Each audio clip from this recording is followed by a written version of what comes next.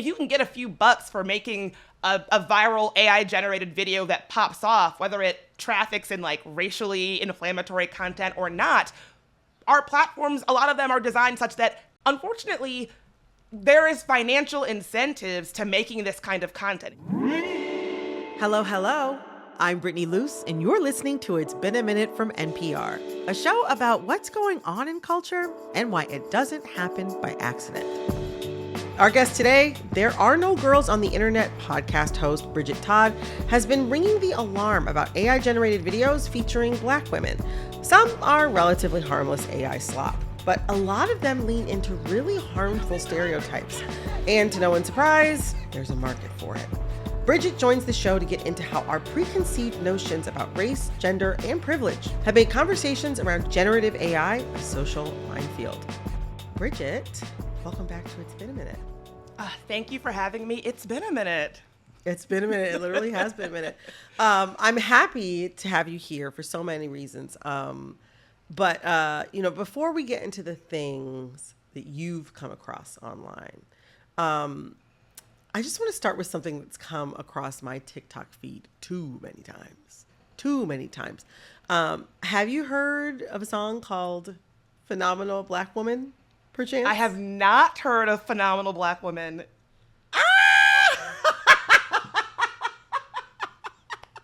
This is honestly best case scenario. All right, get ready, Bridget. Get ready. You ain't never met a woman like me, dripping in power, dripping in queen. Every step I take, the world got pause, 'cause when I walk in, I rewrite the laws. I have heard this song, and the reason why I know it, it pains me to say, the Black aunties in my life have found this song. I didn't even clock that it's the same song, but oh no, I have chills. No, this song has made it across my desk organically. Okay, I just want to play the chorus though for people who may not be familiar before we get too deep into it. They love my curves, they love my stance, they love my magic. It's a whole romance. You can never. I don't chase, I don't fold, I don't bow, I don't break. You can try, you can watch, but you'll never take my place. Stand up. I'm a phenomenal Black woman built from the best. Walk with grace, move with finesse. Trap like diamond, shine like gold. If you didn't know, Baby, now you know. I'm a phenomenal Black woman, top tier unmatched. When I step in, the whole world reacts. It's kind of catchy. I'm not gonna lie. Listen, That's word of mouth. honestly, it is catchy. I hate the song. To be honest, I hate this song. Well, can I ask, why do you hate it? Well, because it's obviously like, okay, even before I realized that it was an AI song, it sounds so fake. It sounds so cheesy. It sounds so corny. I'm like, is this a Black woman singing this, or is this Glenn Close's character from Deliverance? It's kind of like, what are we doing? What's going on? So when I first heard it, I was like, something about it just feels it felt a little on the nose. Like, I kind of like, I'm like, what happened to impressionistic lyrics? Your point about it being just like too on the nose and sounding so almost manufactured, that is, you really nicely captured and articulated, I think, what we're seeing around AI when it comes to racialized AI content, where the story that is being purported to be told via this AI generated person or influencer, it's just so on the nose that your spidey senses go up. You can't. Yes. You know what I mean? It's just like a hat on a hat. It's too much to the point where you can't even really kind of suspend disbelief to be like, oh, this is an authentic expression of like Black identity or something like that. Just to catch everybody up, for those of you who may not be familiar, this is a song called Phenomenal Black Woman. It's by an artist named China Styles from the album I Love Me, which was released in 2025. And the song, the album, and the artist are all AI generated. And there's like this interesting social media trend going around the past few months where Black people play the song for their moms, aunties, grandmas, just to gauge their reaction. My favorite of these videos was actually Coco Gauff's mom. Coco Gauff, I guess, played it for her mom, and her mom looked kind of annoyed for a few moments, and then she was like, that's enough. I've heard enough. It kind of breaks my heart that so many Black women are getting so much meaning from a song that has, origins that are, in a way, completely meaningless. Yeah, that's a really good way to put it. And I find myself sort of oscillating between those two responses when people do seem to be genuinely or meaningfully moved or impacted by something that is AI generated, because I think especially for Black women, I don't think that we have a lot of opportunities or enough opportunities to feel meaningfully seen. I can't really blame anybody for saying, oh, this song moves me, this song makes me feel seen, when we're in a media climate where we don't really have as many opportunities as I would like for us to feel meaningfully seen. Also, too, it's like, I don't know, it's manufactured to make you feel that way. It's like, it's literally been designed, manufactured, and generated to elicit some kind of response, and some kind of strong response. I think it's meant to make you feel something, whether it's something is disgust, annoyance, or pride, admiration, joy. It's like all of the, I don't know, it's got all of the caricature turned up to 11. And if that makes sense. And that makes all the sense. That's such a good way to put it. That makes so much sense. In the comments of her YouTube, there's lots of support, but also there's people writing, this song is so unserious. Even shut up, AI bot, you're ruining the environment. The phenomenal Black woman phenomenon is bizarre, but it's definitely not as weird even as some of the AI videos that you've come across. Tell me about what you've been seeing. Oh, so, this is a perfect segue to it, because the thing that I want people to really take away from this conversation is that AI generated content like this, exactly as you said, Brittany, it is designed to make you feel something.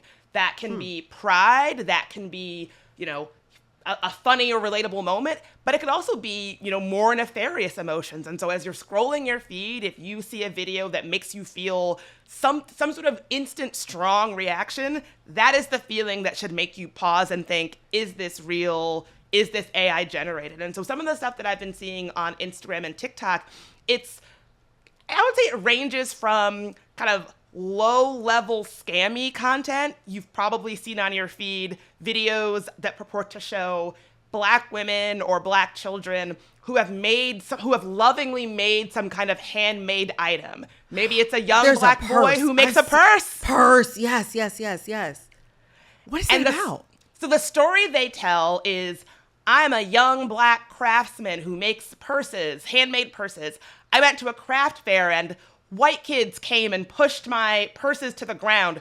For some reason, there is a video of this, so that means that someone who was with this child was videoing while he had an encounter with racist white kids who shoved his handmade purses to the ground. It shows him lovingly sewing them, all of this. And then it gives you the link to buy it. It says, oh, are my handmade purses ugly? Would you support this young Black visionary who makes these handmade purses? That specific scenario got a lot of people. Viola Davis was in the comments. Robin Dixon from Housewives of Potomac. No. And the thing is this, whoever is making this content, they know exactly what they're doing, because they know that Black folks, we ride for each other. We go up for each other. Yeah. And so whoever is making this content, they know that, and they are exploiting that for their own financial gain. They're exploiting that strong emotional reaction that they know our community has when we see one of our own being targeted. That's so nefarious and so dark-sided. It's literally just to sell what? The same purses that you could probably find on Temu or Amazon or something like that. So that's the sort of what is that the handmade item is actually a mass-produced, drop-shipped piece of junk from China. It's just a drop-shipping scam. Well, it's likely handmade by somebody, but Fair. Maybe not the person that they're showing in the video. Fair. And probably not under the sorts of, probably not in the kind of environment that many of us would think of as ethical or fair or healthy. Exactly. It's not the story that they're telling in the video. That's so messed up. But that's such a good point that you bring up about trying to elicit some sort of emotion or response. It makes me actually think about like the sorts of videos, I mean, these are AI videos, or rather these have become increasingly AI videos as well, but like the like political oppo videos that people put out, like, oh my gosh, like, okay, I live in New York City. When Zohra Mamdani was running for mayor, there would be these anti-Mamdani, possibly pro-Cuomo ads that would run, like political campaign ads that would run, that were like, I don't know, Mamdani, it was like a range of ideas that they were trying to sell people on: terrorism, violence, poverty, crime. And these were AI generated political campaign ads. I think for people who possibly may not even live in New York City, it seemed like it was meant to get them to feel something quickly and to act, to stop this person from being able to run for office, or to block them from becoming the mayor. It reminds me actually of a lot of conversations we've had on this show about scammers, about how, like, when you get a phishing attack, or when you get like a text scammer or a phone scammer, they're trying to get you to feel something and then do something very, very quickly, in very, very quick succession, one right after the other. It's kind of interesting to me that, like, the same sort of tactics that a scammer might use, or that a very, we could say savvy, but we could also say not so savvy, political operative might use to get you to take an action. Yeah, I completely agree. And boy, wouldn't it be great if our digital media landscape wasn't just completely awash in scammer tactics, just outright scam behavior. And I think that, the point that you made about the political, AI-generated political ads, what I've seen time and time again is that you're so right that they're not for folks like you who live in New York, experience New York every day, have your own understanding of what that looks like. It's for people who don't have that experience, and it validates their pre-existing idea or pre-existing fears or pre-existing like the worst stuff inside of them that is already there, those preconceived notions about what life in New York City looks like. That is who it's speaking to, and very effectively, I would say. I spend a lot of time in the comments of AI generated content like this, especially content that is politically or racially inflammatory, and oftentimes, someone will be in the comments saying, "This isn't real, y'all, it's AI." And you'll find people, in almost every video I've seen like this, you'll find people who say, well, this may not be real. This one video might not be real, but it could be happening somewhere. Just because this isn't real doesn't mean that this is not a real thing that's happening. And so in a kind of way, the people that are moved by this, or this works on, in some ways, they don't even necessarily really even care so much that it's not real, because it validates their preconceived understanding or biases or attitudes. Interesting. So it doesn't even have to be real. It just has to sort of support how you already feel in some cases. Exactly. It made me very suddenly aware of just how heavily these videos are trafficking in racial and ethnic stereotypes as a means of sending a message. I'll say, I suspect that because I am a Black woman, I don't actually get targeted very often with videos of AI generated Black women. I imagine, because as you were saying earlier, Bridget, it's because I am a Black woman. So, like, I don't need to be convinced about what Black women do or do not do. I already have the intel. And so they're showing me people of another racial background and giving me those sorts of stereotypes to get me to have some sort of reaction. I don't know. Some people have called this sort of image making, in terms of Black people specifically, digital blackface.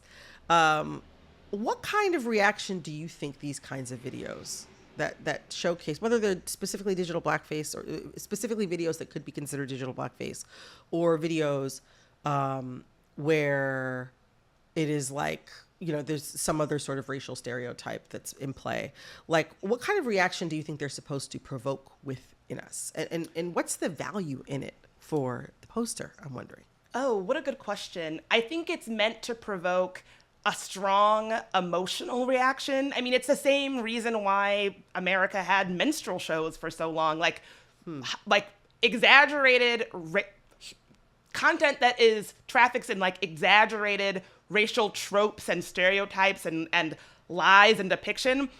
I hate to say it, but that stuff works. And so I think the people who make this kind of content, they know that it works because it's all AI generated. They can do this at scale. And so there's a really interesting researcher, Jeremy Carrasco, who talks about how oftentimes people who are making AI generated content, they're able to almost A/B test it. So if it's not an older Asian feng shui expert that might work on Brittany, maybe it's a younger feng shui expert, or maybe it's somebody of a different ethnicity, how they can just put out so much slop until they find the exact right thing that's going to speak to you. And so I would say that the why of this, because why would anybody do this?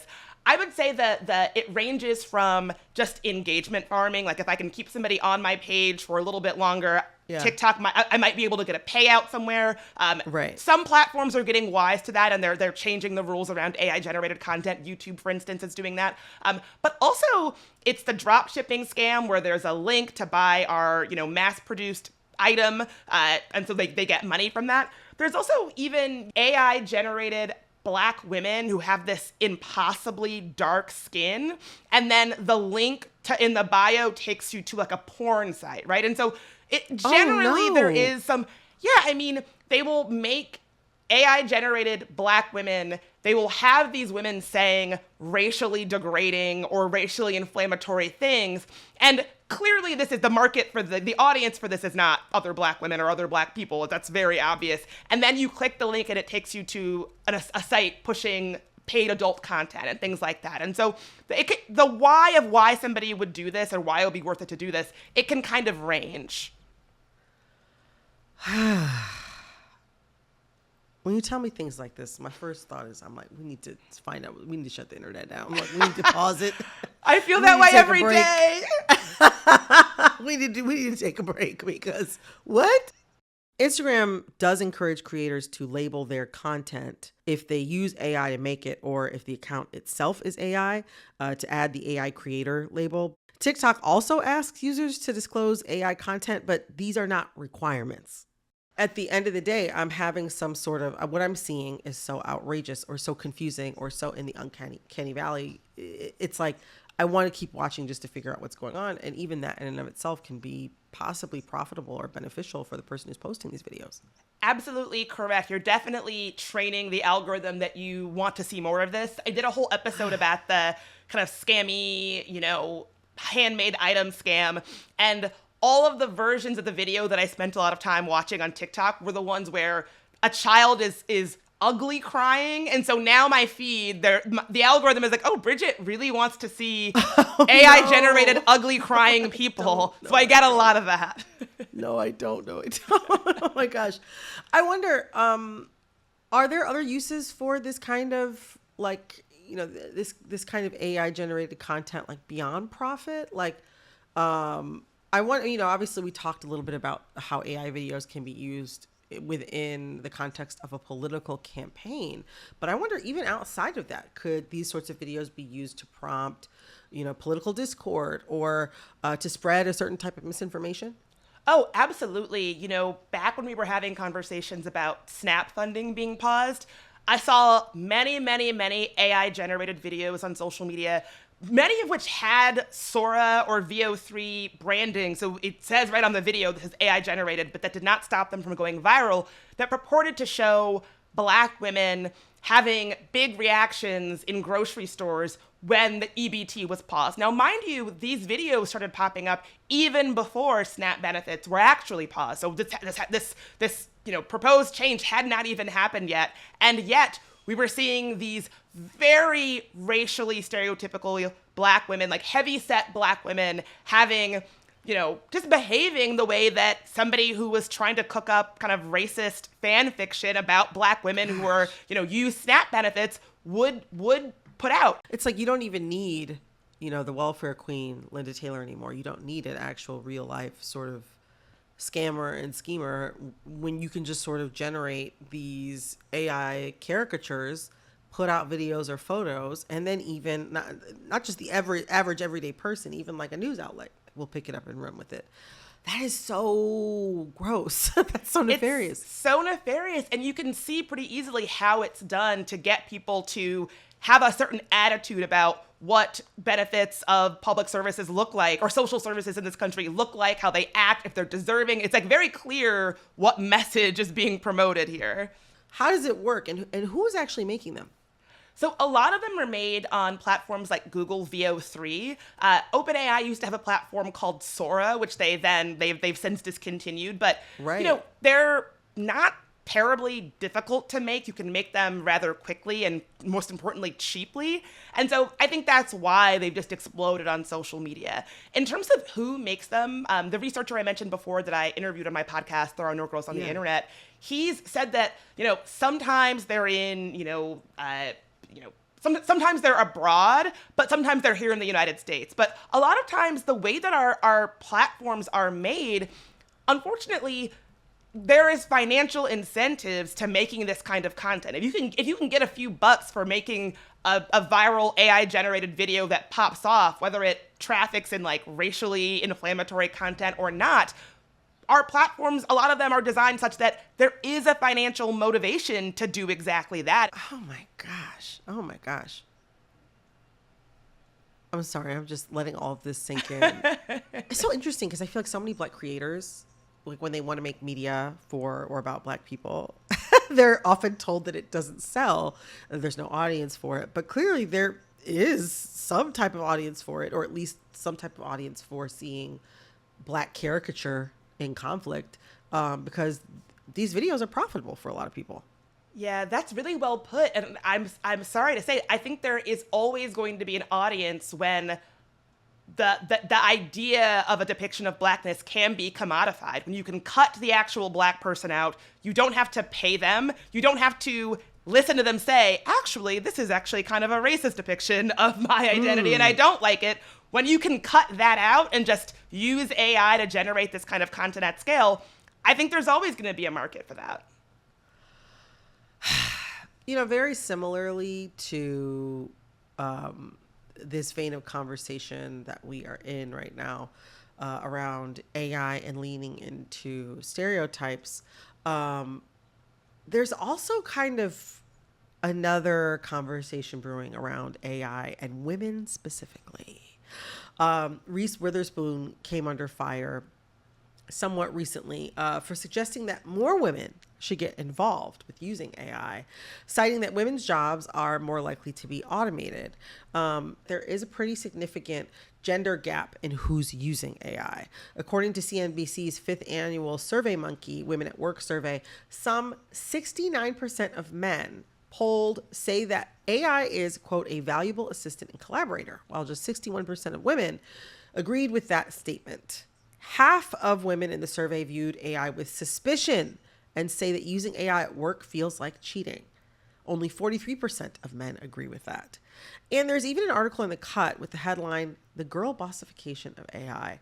So, Bridget, since you've done so much research on this topic, why do you think the adoption of AI has become kind of like a girl boss moment? Oh, this is one of my favorite rabbit holes to go down. The research about what women are telling us about why they are adopting AI at slower and lower rates than our male counterparts is fascinating. It often sort of gets boiled down into women are too stupid to use AI or women are afraid of AI. But that's actually not what women are saying. Women are more sensitive to environmental concerns around AI.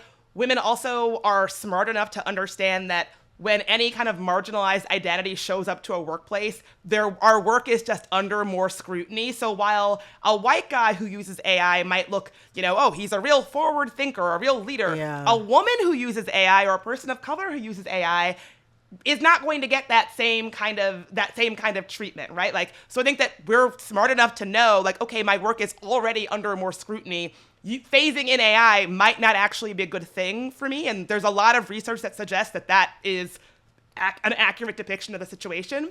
I also think that for women, a lot of times women who are married to men are doing a lot of emotional labor and labor in the house while also working. And so then layering on, and now you're expected to learn how to use AI.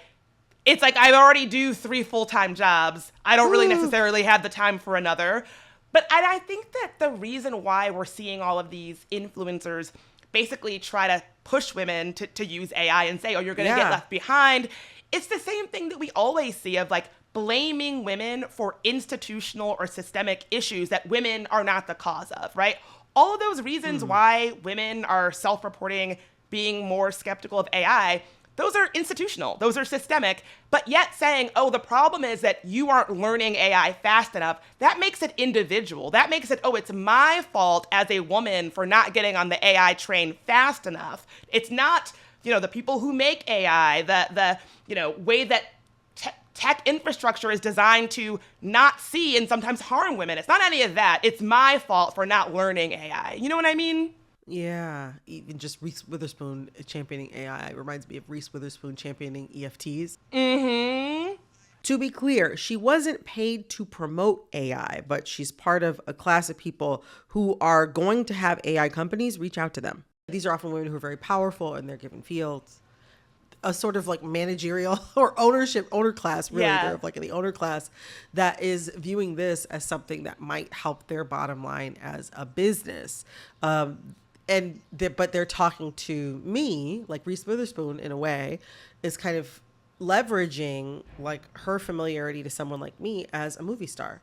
Someone who I really liked on Big Little Lies, or who made, helped my sister feel confident in law school because she played Elle Woods. She's sort of leveraging that relationship, like a lot of these celebrities are, to sort of make us feel like, okay, friend to friend. You should really use AI, as opposed to like, I'm a person who has like a business that's worth millions of dollars, and this is why I think I should use AI. Totally. And you can see it but I would make that business case to you. Yeah. Absolutely. And you can see it in the way that Reese Witherspoon, who I love, positioned herself in that video. She's making a smoothie in a kitchen. She's telling a kind of folksy story about her book club. It really seems like she's coming to you, woman to woman, mom to mom. Let's figure this AI situation out together. She does not sound like she's coming to you as somebody who runs a media company called Hello Sunshine that was recently sold to Blackstone, which is a true statement about who she is in the world. I think that she was definitely positioning herself in a specific kind of way there. Wow. I did not realize that Hello Sunshine was sold to Blackstone. That is, positioning yourself as your friend who you're like on FaceTime with while she's making a smoothie. That's a really smart rhetorical device to be able to sell us on the adoption of AI in our everyday lives. And I think that point is really important. When Mel Robbins told women to use AI to get their finances in order, I thought that was really telling to me, because Mel Robbins probably has human financial advisors, human accountants, human lawyers. Absolutely. She's definitely not using Microsoft Copilot to manage her finances. But why is she telling me that that's what I should be doing to manage my finances? Well, it's interesting too, because a big part of her story, from what I understand, is how like she and her husband were like in debt from like overspending and him having this restaurant that wasn't successful. And a big part of her personal narrative is sort of like how she pulled herself up out of debt, and now she's incredibly successful and has all of this money. And as you've pointed out, Bridget, it's very possible and very likely that she has human financial advisors and is not using something like Microsoft Copilot. But I assume Microsoft Copilot paid her to tell us to use it. And so there's the incentive right there. But touching back on Reese Witherspoon for a second, I think part of the reason why she receives so much backlash is because of her influence and the fact that she is the face of a pretty notable book club. And as you know, AI has been no stranger to the publishing industry, as we know. Earlier this year, author Mia Ballard came under fire for claims that her book, Shy Girl, was written by AI. And the response was so large that the publisher, Hachette, canceled the novel's U.S. publication. It had already been released in the U.K. But you actually did an episode on your show about the Goodreads scandal back in 2024 that precipitated publishing's current AI crisis. Can you give a quick explanation of that scandal and how that shaped or reshaped the publishing industry? Yeah, the Goodreads scandal is one of my favorite kind of internet rabbit holes. Basically, a debut author had a book coming out. It was revealed that author was review bombing other authors on her same imprint on Goodreads. So she would make fake aliases on Goodreads, leave bad reviews, review bomb to make her, and then give herself good reviews to make her book look better.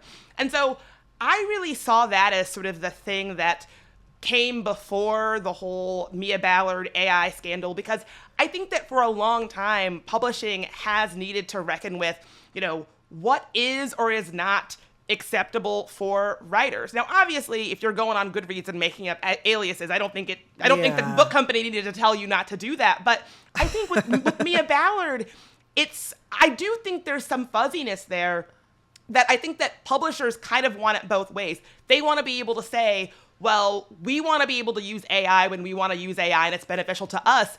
We don't really have clear policies, and our authors are going to have to absorb the impact of us not really being clear about when it is okay and when it is not okay to use AI. That is such a good point. I just don't think it's fair to have a dynamic where institutions, whether they're big Hollywood production companies or big publishing houses, they're essentially protected from any kind of blowback, and they get to use AI however they see fit. And then whenever there's an outcry, individual writers like Mia Ballard, whether she used AI or not, that's not a question I can answer. But I do know that it's not really a great system if we're just setting up individual writers or people to absorb all the negative blowback that might come with using AI. I think that we are creating a dynamic where institutions are protected and individuals are not protected. And I think it's 2026. If you're a publishing company, you should have it in your contract very clear what the expectations around AI use are. Like in 2026, I think there's no excuse to not have that completely transparent and fleshed out. That is such an incredible point. We talk a lot about how AI is going to take our jobs, rot our brains, make us more lonely. All completely valid things.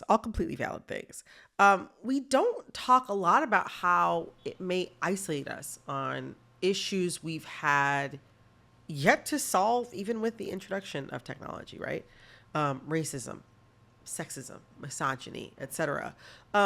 Bridget, as someone who covers all things internet and digital culture, how do we account for the more insidious uses of AI that go beyond labor issues and plagiarism? Oh, I mean, if I could answer that question, I would be a millionaire.